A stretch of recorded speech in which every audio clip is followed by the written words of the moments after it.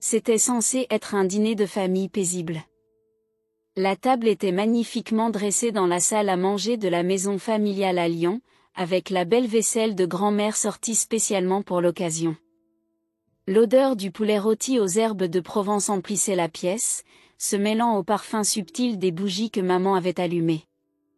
Les rires résonnaient dans l'air tandis que les membres de la famille se retrouvaient après des mois de séparation.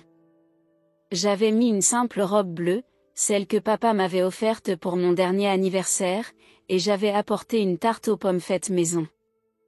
Je l'avais préparée avec soin, espérant qu'elle adoucirait la tension que je ressentais toujours en présence de ma belle-sœur, Claire. Cette tension, subtile mais persistante, existait depuis que mon frère Thomas l'avait épousée il y a 3 ans. Claire était arrivée la dernière, comme d'habitude, dans sa Mercedes rutilante. Elle portait une robe couleur crème de créateur qui avait probablement coûté plus cher que tous mes vêtements réunis. Ses talons claquaient sur le parquet en chêne de la maison familiale, annonçant son arrivée comme un tambour royal. Tout le monde s'était levé pour l'accueillir, ma mère s'empressant de lui offrir un verre de chablis bien frais, mon père s'inclinant presque pour la saluer. Thomas, mon frère, souriait fièrement à ses côtés. Le repas avait commencé dans une ambiance relativement détendue. Nous avions parlé de tout et de rien, le nouveau travail de mon petit frère Julien à Marseille, les rénovations de la maison de campagne, la recette de la terrine que maman avait perfectionnée. Claire intervenait de temps en temps, toujours pour ramener la conversation à elle ou à ses récentes acquisitions. Je me contentais d'écouter, intervenant rarement, préférant observer cette dynamique familiale qui avait tant changé depuis son arrivée. Après le plat principal, je me suis levée pour aller chercher ma tarte aux pommes dans la cuisine. En revenant, je me déplaçais prudemment, désireuse de ne pas renverser mon chef-d'œuvre pâtissier. C'est alors que tout a basculé. En contournant la table pour servir tout le monde, j'ai accidentellement heurté Claire. Un peu de vin de son verre a éclaboussé le bas de sa robe crème de designer. Avant même que je puisse m'excuser, elle s'est levée brusquement, les yeux écarquillés de fureur, a attrapé un verre d'eau sur la table et me l'a jeté directement au visage. « Comment oses-tu me toucher, espèce de sorcière répugnante ? Nettoie ma robe et sors de cette maison », a-t-elle hurlé, plongeant la pièce dans un silence de mort. J'étais figée sur place, trempée, humiliée, attendant que quelqu'un, n'importe qui, prenne ma défense. Mais au lieu de cela, mon père s'est levé et a dit froidement, « Excuse-toi auprès d'elle ou pars ». Ma mère a acquiescé d'un signe de tête, évitant soigneusement mon regard. Mon cœur s'est serré douloureusement dans ma poitrine. La tarte que j'avais préparée avec tant d'amour gisait maintenant sur le sol, écrasée comme mes espoirs d'une soirée agréable. Thomas regardait ailleurs, évitant le conflit comme toujours. Julien semblait vouloir dire quelque chose, mais un regard de notre père l'en a dissuadé. Le temps semblait s'être arrêté dans cette salle à manger où j'avais passé tant de moments heureux durant mon enfance. Les photos de famille accrochées au mur me paraissaient soudain étrangères, comme si elles représentaient une autre famille, une autre vie. Sans un mot, j'ai attrapé mon sac posé sur la commode en merisier et j'ai marché jusqu'à la porte d'entrée. Personne n'a fait un geste pour me retenir. Seul le tic-tac de la vieille horloge comtoise brisait le silence pesant. En franchissant le seuil, j'ai entendu Claire murmurer quelque chose qui a provoqué un petit rire nerveux chez ma mère. Cette trahison supplémentaire m'a transpercé le cœur comme une lame.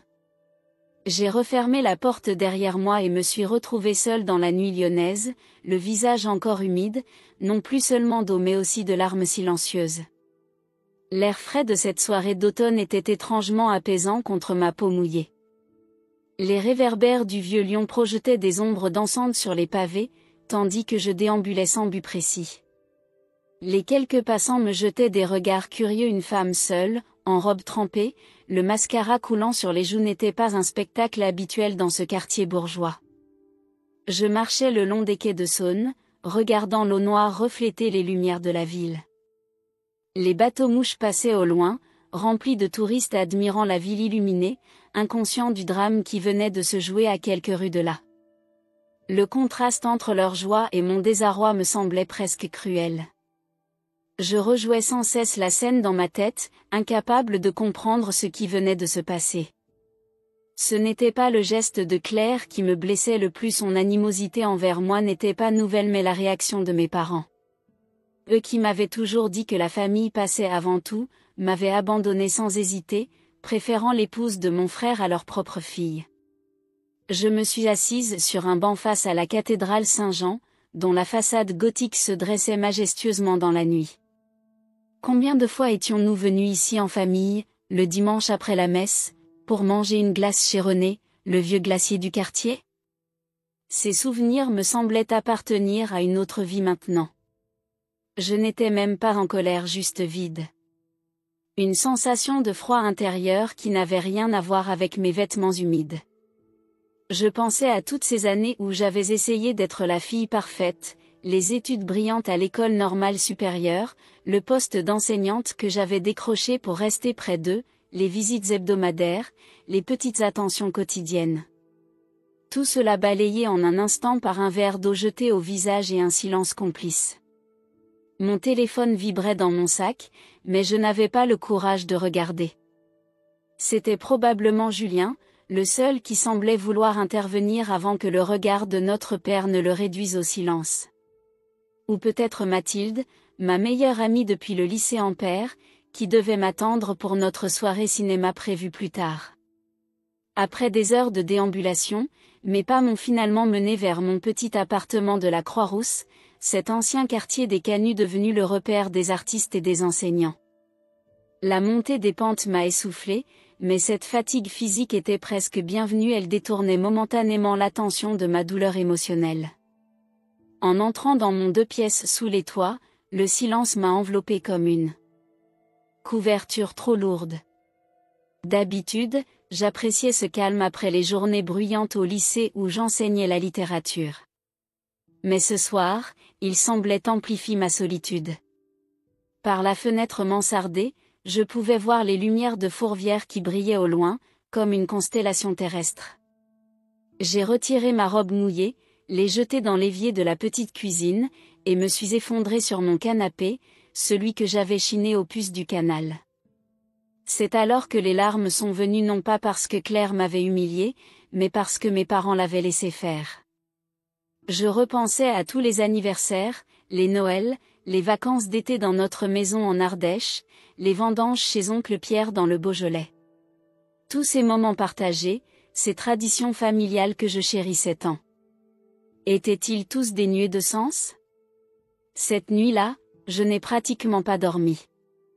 Allongé sur mon lit, les yeux fixés sur les poutres apparentes du plafond, j'écoutais les bruits de la ville qui s'endormait. De temps en temps, le tramway passait en contrebas, son grincement familier étrangement réconfortant dans ce chaos émotionnel. Le lendemain matin, j'ai pris une décision, je n'allais pas tendre la main, pas cette fois. Pas d'appel, pas de message, pas d'explication. J'avais besoin d'espace. Ils pouvaient vivre avec leur culpabilité s'ils en ressentaient. J'ai éteint mon téléphone et l'ai rangé dans un tiroir.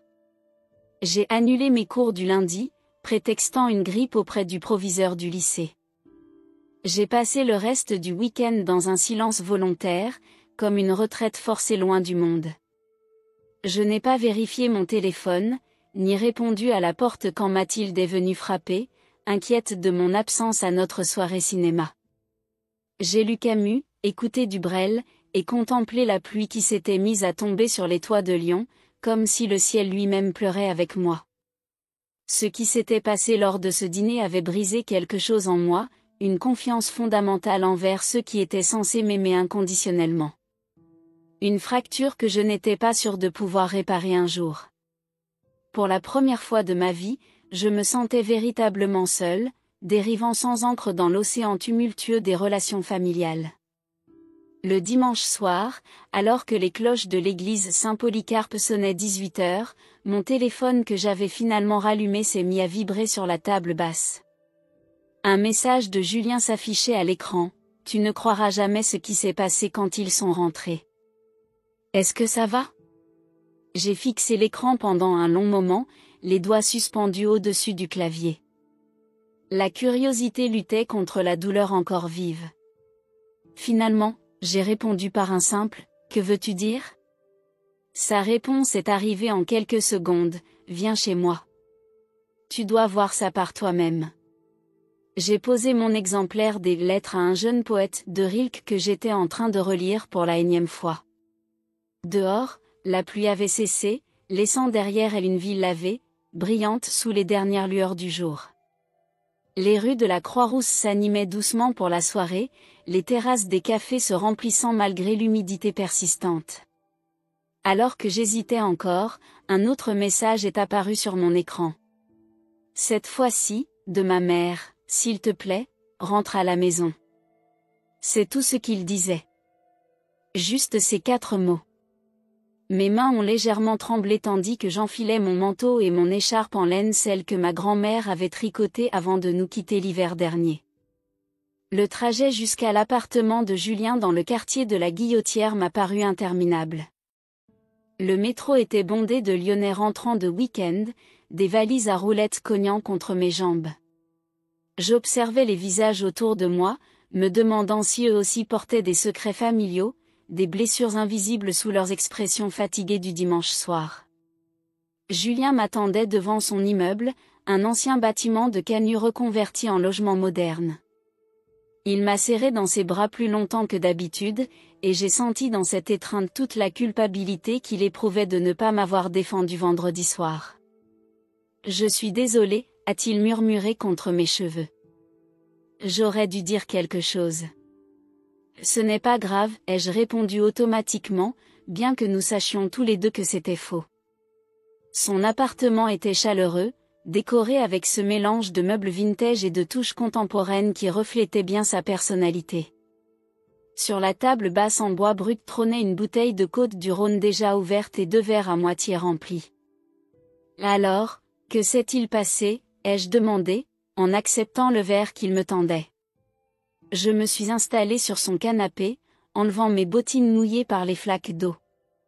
Après ton départ, l'ambiance était bizarre, a commencé Julien en passant nerveusement sa main dans ses cheveux bouclés. Claire a fait comme si rien ne s'était passé, elle a même demandé à maman si elle avait du dessert. Thomas n'a rien dit, comme d'habitude quand il s'agit d'elle. Papa semblait mal à l'aise, mais il a fait semblant que tout allait bien. Il a pris une gorgée de vin avant de continuer. Ils sont tous partis vers 11 heures. J'ai dormi là-bas, tu sais comment est maman quand je viens dîner, elle veut toujours que je reste pour le petit déjeuner. Il a souri faiblement à ce souvenir partagé. Le lendemain matin, papa et maman sont sortis faire les courses au marché des quais. Quand ils sont revenus, ils étaient différents. Pâles, agités. Maman n'arrêtait pas de regarder son téléphone, et papa faisait les 100 pas dans le salon. Mon téléphone a vibré à nouveau. Un autre message de ma mère, « Nous t'attendons ». Cette insistance inhabituelle m'a intrigué davantage. Ils veulent que j'aille à la maison, ai-je dit à Julien en lui montrant le message. Oui, c'est pour ça que je t'ai demandé de venir ici d'abord. Je voulais t'expliquer avant que tu ne les voies. Ils ont reçu quelque chose qui concerne Claire. Devant mon regard interrogateur, il a continué, je ne sais pas exactement ce que c'est.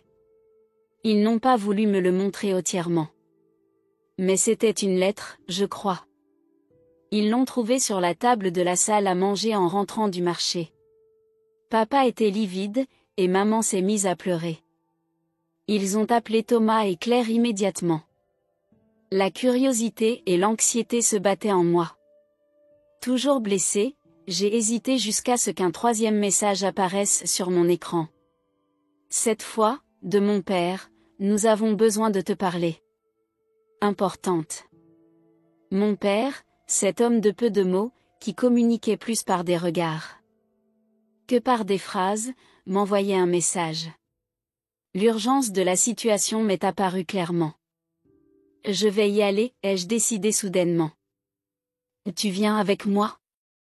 Julien a hoché la tête, attrapant sa veste en jean jetée sur une chaise. Bien sûr. Je ne te laisse pas y aller seul. Le trajet jusqu'à la maison familiale dans le Vieux-Lyon s'est fait dans un silence relatif. Sous les arcades des Traboules, nos pas résonnaient sur les pavés séculaires. Ces passages typiques de Lyon, qui avaient autrefois permis aux canuts de transporter leurs soieries à l'abri de la pluie, semblaient ce soir abriter nos propres secrets. Lorsque nous sommes arrivés devant la maison de pierre dorée où j'avais grandi, j'ai senti mon cœur s'accélérer. Les lumières étaient allumées, projetant une lueur chaude à travers les vitraux de la porte d'entrée. Julien a posé une main rassurante sur mon épaule avant que je ne frappe. Le moment où j'ai franchi le seuil, l'atmosphère m'a paru étrange. Silencieuse. Mes parents étaient assis dans le salon, pâles et les yeux écarquillés. Claire se tenait dans un coin, les bras croisés fermement sur sa poitrine, son regard passant nerveusement de moi au sol. Thomas était près de la cheminée, le visage grave, une main posée sur le manteau de marbre comme pour se soutenir. Quelque chose clochait clairement mais je n'ai compris que lorsque mon père m'a tendu une petite enveloppe. Ceci était sur la table de la salle à manger quand nous sommes rentrés, a-t-il dit d'une voix que je ne lui connaissais pas, Lila. J'ai pris l'enveloppe d'une main tremblante. Elle était scellée avec un cachet de cire rouge étrangement élégant. Je l'ai ouverte et déplié la lettre à l'intérieur. L'écriture était soignée mais ne m'était pas familière. Elle commençait ainsi: à la famille qui se retourne contre les siens, votre masque de perfection s'effrite. La vérité trouve toujours son chemin. La lumière tamisée du salon familial semblait soudain insuffisante pour lire ces mots troublants.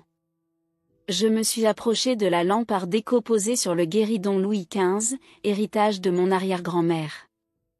Le papier entre mes doigts était épais, de qualité, comme celui qu'on trouve chez ces papetiers traditionnels de la rue Auguste-Comte. Mes yeux ont parcouru les lignes, chacune plus choquante que la précédente. L'auteur anonyme révélait que Claire détournait de l'argent de l'entreprise de son mari depuis près d'un an.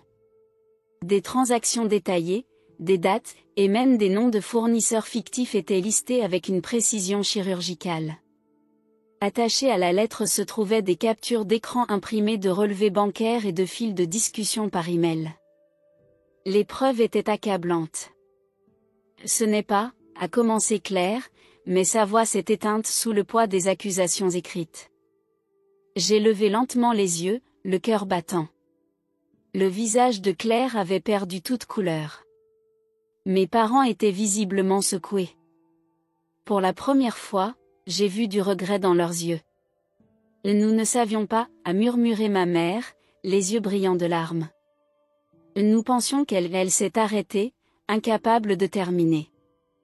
Claire a ouvert la bouche pour parler, mais aucun mot n'est sorti. Thomas s'est avancé et a saisi quelques-unes des feuilles que je tenais encore. Son visage s'est décomposé au fur et à mesure de sa lecture.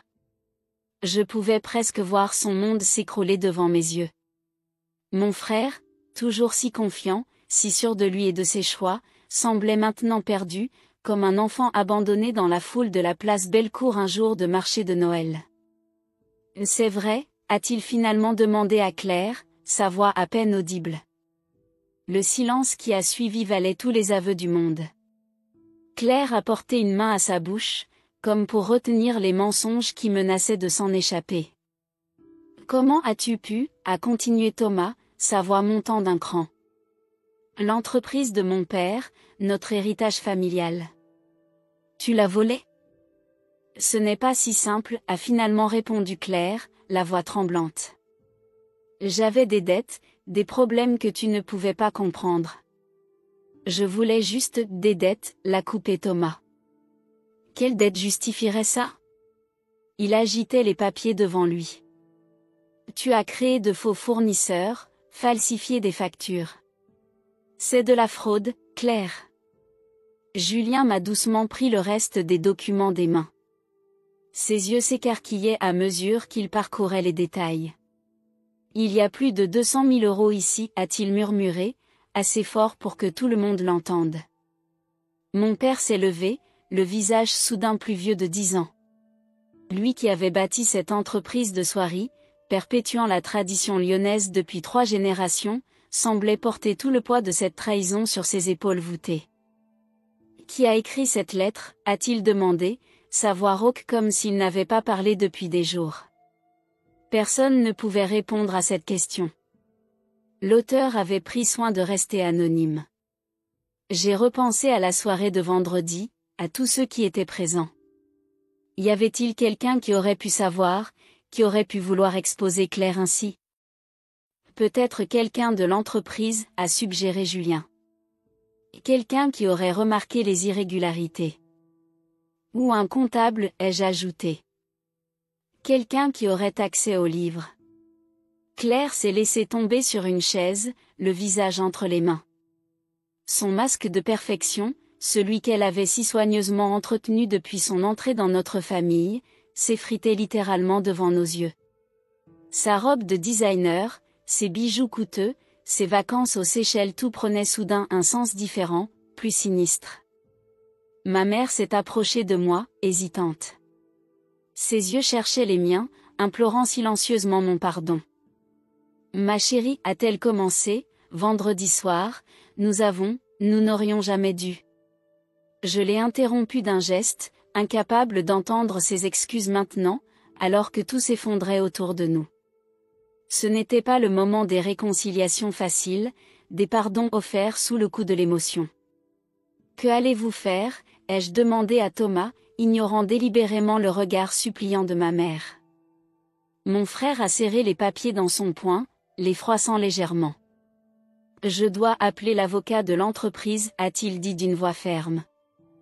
Et probablement la police. La police, a gémi Claire. Thomas, tu ne peux pas, je suis ta femme. Ma femme ne volerait pas ma famille, a-t-il répliqué froidement.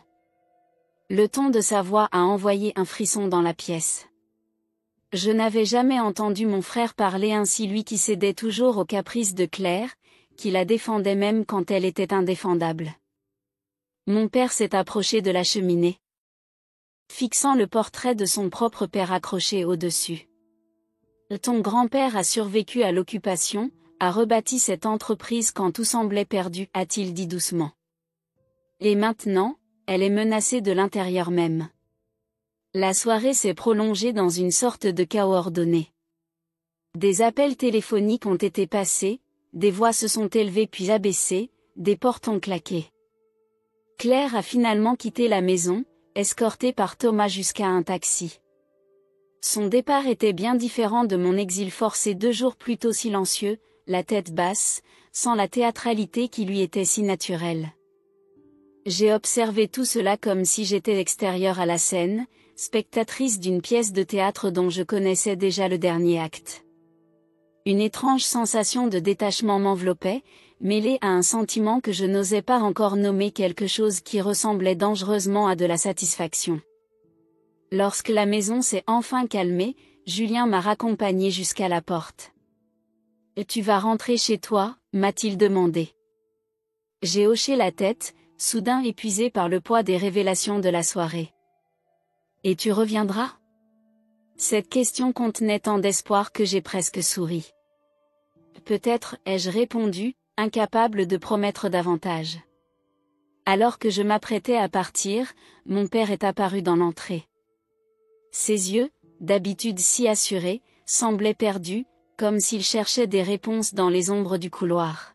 « Je suis désolé, a-t-il dit simplement, ces 3 mots sortant difficilement de sa bouche, peu habituée aux excuses. J'ai acquiescé, reconnaissant l'effort que cela lui coûtait, mais pas encore prête à l'absoudre. « Bonne nuit, papa, ai-je répondu avant de m'enfoncer dans les rues du Vieux-Lyon, où les fantômes des siècles passés semblaient me murmurer que les trahisons familiales étaient aussi anciennes que les pierres des cathédrales. Les jours suivants se sont écoulés dans un tourbillon d'événements que je suivais à distance, protégé par les murs de mon petit appartement de la Croix-Rousse. Julien me tenait informé, m'appelant chaque soir pour me raconter les derniers développements de ce que nous avions fini par appeler l'affaire Claire. Thomas avait apporté les preuves à l'entreprise familiale, Soieries Bertrand, fondée par notre arrière-grand-père en 1923. Un audit interne avait été immédiatement lancé, confirmant les accusations de la mystérieuse lettre. Claire, acculée, avait d'abord tenté de nier, invoquant des erreurs comptables, une incompréhension, mais les faits étaient indéniables. Un mardi matin pluvieux, alors que je préparais mes cours dans la salle des professeurs du lycée Édouard Herriot, Julien m'a appelé, la voix tremblante. Claire a été mise à pied, m'a-t-il annoncé. L'entreprise a déposé une plainte officielle. Thomas a demandé le divorce. J'ai regardé par la fenêtre de la salle des professeurs, observant les élèves qui traversaient la cour sous leur parapluie coloré. La vie continuait pour eux, insouciante et normale, tandis que notre famille se désagrégeait comme une tapisserie mangée au mythe. Comment va-t-il, ai-je demandé, pensant à mon frère qui avait toujours placé Claire sur un piédestal. Mal, a répondu Julien. Il s'est installé chez les parents. Il ne dort presque pas, d'après maman. Cette mention de nos parents m'a fait hésiter. Je ne leur avais pas parlé depuis la soirée de la lettre. Ma mère m'avait laissé plusieurs messages, chacun plus suppliant que le précédent, mais je n'étais pas encore prête à renouer le dialogue. L'enquête s'est accélérée dans les jours qui ont suivi. Un inspecteur de la brigade financière est venu interroger toute la famille, y compris moi. Il m'a reçu dans un bureau austère du commissariat du 3e arrondissement, ses questions précises révélant l'ampleur du système mis en place par Claire. Saviez-vous que votre belle-sœur avait créé une société écran à Annecy, m'a-t-il demandé, feuilletant un dossier épais. J'ai secoué la tête, abasourdi. L'inspecteur Mercier, un homme d'une 50aine d'années au regard perçant, a continué à dérouler le fil de la fraude, évoquant des transferts vers des comptes en Suisse, des factures fictives, un système élaboré qui dépassait de loin mes soupçons les plus fous. Claire avait une vie parallèle, m'a expliqué Mercier. Des dettes de jeu importantes au casino d'Aix-les-Bains, un appartement secret au bord du lac d'Annecy, et un ami très proche qui bénéficiait de sa générosité. Thomas, mon pauvre frère, perdait non seulement sa fortune mais aussi ses illusions. Chaque jour apportait son lot de révélations sordides. Claire, cette femme qu'il avait introduite dans notre famille avec tant de fierté 3 ans plus tôt, s'avérait être une parfaite étrangère. Un soir, alors que je rentrais d'une sortie au cinéma Institut Lumière avec mes collègues, j'ai trouvé Thomas assis sur les marches de mon immeuble. Il portait le même costume depuis 2 jours, sa barbe était mal rasée, et ses yeux rougis trahissaient ses nuits blanches. « Je peux entrer ?» a-t-il demandé, la voix rauque. Je l'ai conduit jusqu'à mon appartement, l'ai installé sur le canapé et lui ai servi un verre de Côtes-du-Rhône. Il l'a bu d'un trait, comme un homme cherchant à noyer un feu intérieur. « Comment ai-je pu être aussi aveugle ?» a-t-il murmuré, fixant le verre vide. Tout le monde la voyait telle qu'elle était, sauf moi. Je me suis assise à côté de lui, ne sachant que dire. Thomas avait toujours été le fort, le brillant, celui qui réussissait tout. Le voir ainsi brisé me déchirait le cœur. « Je suis désolé, a-t-il continué. Pour vendredi soir, pour toutes les fois où j'ai pris son parti contre toi. J'étais l'amoureux, ai-je complété doucement. Tu étais amoureux, Thomas. Il a haussé les épaules, un geste qui semblait lui coûter toute son énergie. L'amour ne devrait pas nous rendre aveugles à ce point. Cette nuit-là, Thomas a dormi sur mon canapé, s'effondrant finalement d'épuisement après des heures de confidences entrecoupées de silences lourds. Je l'ai recouvert d'une couverture, observant son visage dans le sommeil si semblable à celui du petit garçon qui me protégeait des intimidateurs dans la cour de récréation. Le lendemain, il est parti tôt pour rencontrer son avocat. Le divorce s'annonçait compliqué, malgré les circonstances. Claire refusait de céder facilement, menaçant de révéler des secrets sur l'entreprise familiale si Thomas ne lui offrait pas un règlement généreux. La semaine suivante, l'affaire a pris une tournure publique quand Le Progrès, le quotidien régional, a publié un article sur la fraude aux soieries Bertrand. Sans nommer explicitement Claire, l'article mentionnait l'épouse d'un cadre dirigeant et détaillait le préjudice estimé à plus de 300 000 €. Lyon, cette ville où tout le monde se connaît malgré sa taille, s'est mise à bruisser de rumeurs. Mes élèves chuchotaient pendant mes cours, certains ayant fait le lien entre mon nom de famille et le scandale. Mes collègues me jetaient des regards emplis de curiosité mal dissimulée. Un soir, alors que je corrigeais des dissertations sur Balzac, ma sonnette a retenti. Ma mère se tenait sur le palier, les traits tirés, tenant un plat couvert d'un torchon. « J'ai fait un gratin dauphinois », a-t-elle dit timidement. « Je sais que c'est ton préféré. » Ce geste simple, cette offrande culinaire qui avait toujours été sa façon de communiquer l'amour dans notre famille, m'a presque fait pleurer. Je l'ai invitée à entrer, préparant du thé pendant qu'elle disposait le plat encore chaud sur ma petite table. « Ton père ne dort plus », m'a-t-elle confié, tournant sa tasse entre ses mains ridées. Il se reproche tout. Ce qui s'est passé vendredi soir, mais aussi de ne pas avoir vu ce que Claire faisait à l'entreprise. J'ai écouté sans interrompre, laissant ma mère déverser ses regrets, ses peurs, sa culpabilité. Elle paraissait avoir vieilli de 10 ans en une semaine. Nous t'avons abandonné, a-t-elle finalement admis, des larmes coulant silencieusement sur ses joues creusées.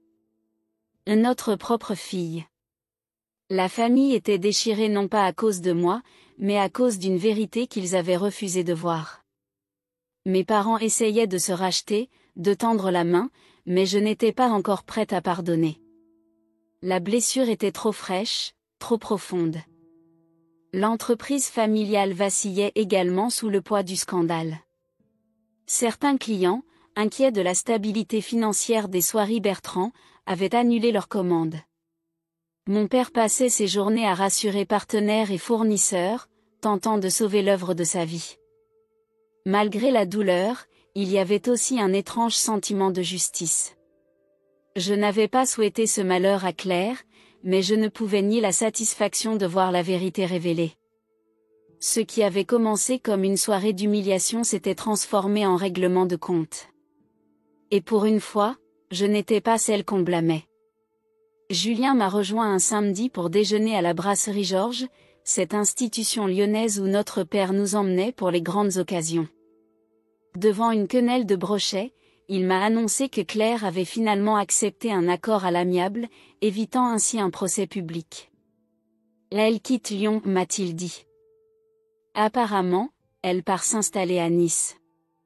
J'ai pensé à cette femme qui avait bouleversé notre équilibre familial, semant le chaos dans son sillage avant de disparaître vers d'autres horizons. Je me demandais si elle referait surface ailleurs, si elle recommencerait à tisser sa toile de mensonges. Et l'auteur de la lettre, ai-je demandé. On ne sait toujours pas qui c'était. Julien a secoué la tête. Un mystère complet. La police pense à un employé des soieries qui aurait découvert le pot aux roses. Ou peut-être quelqu'un de la banque. J'ai tourné mon regard vers les grandes fenêtres de la brasserie, observant les passants qui déambulaient sur la place, inconscients du drame qui se jouait à notre table. Les ruines de notre famille gisaient entre nos assiettes, invisibles mais bien présentes. Et maintenant, a demandé Julien, cette question simple contenant toute la complexité de notre situation. Maintenant, ai-je répondu en reposant ma fourchette, nous essayons de reconstruire. Les semaines se sont écoulées, transformant l'automne pluvieux en un hiver rigoureux. Lyon s'est habillé de blanc, les quais de Saône figés sous une fine couche de glace qui reflétait les illuminations du 8 décembre. Je suis restée à l'écart de la maison familiale, me concentrant sur ma reconstruction personnelle plutôt que sur celle de notre famille fracturée. J'ai commencé une thérapie avec la docteure Moreau, une femme d'une 60aine d'années au regard bienveillant, dont le cabinet se nichait dans une traboule discrète du quartier Saint-Jean. Chaque mardi soir, je déversais mes pensées, mes doutes, mes colères dans cet espace neutre qui m'aidait à démêler les chevaux complexes de mes émotions. La trahison familiale est particulièrement douloureuse, m'avait-elle expliqué lors de notre première séance. C'est comme si les fondations mêmes de notre identité se fissuraient. Ces mots avaient fait écho en moi, mettant des termes précis sur cette sensation de sol qui se dérobe, d'univers qui bascule. Peu à peu, j'ai appris à nommer ma douleur, à l'observer sans qu'elle me submerge. J'ai également repris la peinture, une passion abandonnée depuis mes études. J'avais transformé un coin de mon salon en atelier improvisé, installant un chevalet face à ma fenêtre qui offrait une vue imprenable sur la basilique de Fourvière illuminée. Chaque soir, après mes cours, je me plongeais dans les couleurs, exprimant sur la toile ce que les mots ne pouvaient contenir. Mes premiers tableaux étaient sombres, tourmentés des nuances de bleu nuit et de pourpre, des formes brisées, éclatées. Mais progressivement, au fil des semaines, des teintes plus claires ont commencé à apparaître, un jaune timide ici, un vert tendre là. Julien venait souvent, apportant du pain frais de chez Jocteur et des nouvelles de la famille. Sa présence était un baume, un pont fragile entre mon îlot de solitude et le continent familial que j'avais quitté. Il n'avait jamais douté de moi et cela comptait plus que tout. Papa a réduit la voilure de l'entreprise, m'avait-il informé un dimanche alors que nous partagions un café sur ma petite terrasse enneigée. Il a vendu l'atelier de Vèze, mais il a gardé tous les employés. Il se concentre sur les tissus d'exception maintenant, plus de volume. Ces nouvelles m'importaient, malgré ma distance. Les soieries Bertrand, c'était aussi mon histoire, mon patrimoine. Je me souvenais des après-midi passés enfant dans l'atelier principal, à écouter le claquement rythmé des métiers à tisser, à observer les fils colorés se transformer en étoffes précieuses sous les mains expertes des canuts. Thomas s'était jeté corps et âme dans la sauvegarde de l'entreprise familiale, comme pour expier sa culpabilité d'avoir introduit Claire dans nos vies. Son divorce avait été prononcé rapidement, grâce aux preuves accablantes de la fraude. Il avait maigri, ses costumes flottaient sur sa silhouette autrefois athlétique, mais ses yeux avaient retrouvé une clarté, une détermination que je n'avais pas vue depuis longtemps. Un soir de janvier, alors que la neige tombait doucement sur la ville, illuminée par les réverbères de la place Satonnet, ma sonnette a retenti. J'ai ouvert pour découvrir. Mes parents sur le palier, emmitouflés dans leurs manteaux d'hiver, le visage rougi par le froid. « Pouvons-nous entrer ?» a demandé mon père, sa voix habituellement assurée trahissant une inhabituelle nervosité. Je les ai laissés entrer, leur ai proposé du thé qu'ils ont accepté avec gratitude. Un silence gêné s'est installé dans mon petit salon, uniquement rompu par le tintement des cuillères contre la porcelaine. Nous avons été injustes, a finalement dit mon père, fixant sa tasse comme si elle contenait les mots qu'il cherchait. Ce soir-là, nous t'avons abandonné. Ma mère a posé sa main sur mon bras, un geste tentant de recréer un lien que je croyais brisé à jamais. Nous n'avons pas d'excuses, a-t-elle murmuré, des larmes brillant dans ses yeux. Mais si tu pouvais nous donner une chance de réparer. Ils ont pleuré, ils se sont excusés, et pour la première fois, ils ont écouté. Vraiment écouté. Je leur ai parlé de ma douleur, de ma confusion, de cette sensation d'être soudain devenue étrangère dans ma propre famille. Ils ont encaissé mes mots sans se défendre, sans chercher d'excuses. Quand Claire t'a jeté ce verre, a confessé mon père, j'ai réagi par automatisme. Elle était la femme de Thomas, la mère potentielle de nos futurs petits-enfants. J'ai fait ce que je pensais devoir faire pour préserver l'harmonie familiale. Il a secoué la tête, comme incrédule face à son propre raisonnement. J'ai sacrifié ma propre fille sur l'autel des apparences. Ce n'était pas une réconciliation de contes de fées, mais c'était un début. Je les ai pardonnés non pas parce qu'ils le méritaient, mais parce que je méritais la paix. Ce pardon n'effaçait pas la blessure, mais il permettait qu'elle cicatrise proprement, sans l'infection persistante du ressentiment. Le lendemain, j'ai commencé un nouveau tableau, une scène de repas familial baignée de lumière, les visages à peine esquissés mais reconnaissables. Une tentative de reconstruire en couleur ce qui avait été brisé dans la réalité. Au fil des mois suivants, j'ai progressivement réintégré la sphère familiale. D'abord par de courts déjeuners avec ma mère au café des négociants, puis par des dîners du dimanche où Thomas et Julien étaient également présents. Notre dynamique avait changé, les non-dits avaient fait place à une honnêteté parfois douloureuse mais nécessaire. Le printemps est arrivé, transformant Lyon en un jardin verdoyant. Les terrasses des cafés se sont remplies, les marchés ont débordé de produits frais, et la vie a semblé reprendre son cours normal. Mathilde, ma fidèle amie, m'a encouragée à exposer mes tableaux dans la petite galerie qu'elle gérait sur les pentes de la Croix-Rousse. « Tu as transformé ta douleur en quelque chose de beau », m'a-t-elle dit en accrochant ma série qu'elle avait intitulée « Fracture et réparation ». C'est ça, l'art véritable. Le soir du vernissage, toute ma famille était présente, mes parents, Thomas, Julien, même ma tante venue spécialement de Grenoble. Ils observaient mes toiles avec un mélange de fierté et de mélancolie, reconnaissant peut-être dans ces coups de pinceau l'écho de notre histoire commune. « C'est magnifique », a murmuré Thomas en s'arrêtant devant un tableau représentant une table brisée en plusieurs morceaux, mais maintenus ensemble par des fils d'or, une référence au kintsugi japonais, cet art de réparer les porcelaines cassées avec des jointures d'or. « C'est nous », ai-je répondu simplement. Cette nuit-là, en rentrant chez moi sous les étoiles lyonnaises, j'ai ressenti une paix que je n'avais pas connue depuis longtemps. La sensation d'avoir non seulement survécu à la tempête, mais d'en être sortie plus forte, plus authentique.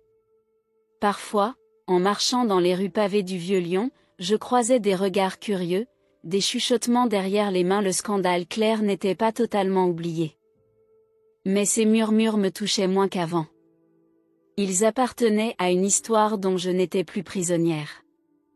J'avais reçu récemment une carte postale anonyme de Nice, une simple vue de la promenade des Anglais au coucher du soleil, sans message au verso. Je savais qu'il avait envoyé, et ce geste m'avait étrangement apaisé, comme la confirmation que ce chapitre était définitivement clos. Maintenant, quand je repense à ce dîner fatidique, je ne ressens plus de rage. Je ressens de la force. J'ai été rejetée, humiliée, abandonnée, mais je suis revenue plus forte. Et même si la blessure ne guérira jamais complètement, elle me rappelle que parfois, partir est l'acte le plus courageux qu'on puisse accomplir. Ce soir, alors que je termine ce récit, assise à ma table face aux lumières de Lyon qui scintillent sous la pluie printanière, je comprends que les familles sont comme cette ville millénaire construite couche après couche, traversée de passages secrets, de cicatrices et de rénovations. Elles s'effondrent parfois partiellement, mais se reconstruisent, différentes mais toujours reconnaissables. J'ai trouvé ma propre paix dans cette compréhension, dans l'acceptation que l'amour familial est imparfait, fragile, mais aussi remarquablement résilient. Comme les soieries que nous tissons depuis des générations, capables de déchirures, mais aussi d'une beauté et d'une résistance qui défient le temps.